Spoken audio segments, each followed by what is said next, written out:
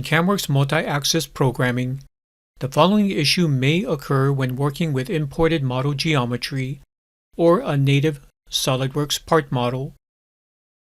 Although the toolpath follows the part geometry, the cutting tooltip is aligned with the interior profile instead of the intended exterior profile.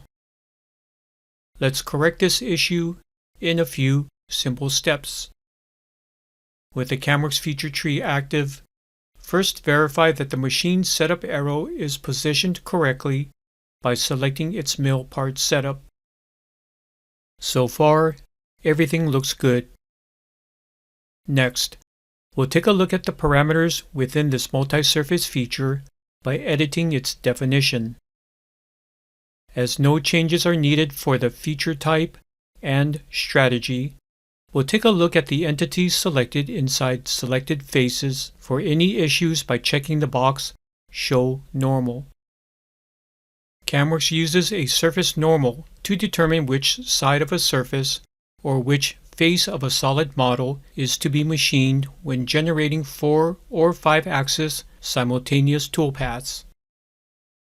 And for this application, they are indicated by the arrows shown, which are pointing towards the inside of the part. This is the reason why the cutting tool tip is aligned, or normal to, the interior of these selected faces. To have the cutting tool tip aligned to the opposite side of the surface or face, select that entity, then click Reverse Direction. Once selection is confirmed, the surface normal arrow changes to this color when selecting another entity. With everything now properly defined, it's a matter of updating these changes by exiting the Property Manager and then selecting Yes to regenerate toolpath for these features. Next, update the operation plan for these features by clicking here. With the CAMWorks operation tree active, select Generate Toolpath. Finally, run Step Through and Simulate Toolpath to validate the updated toolpath and confirm the process before cutting begins.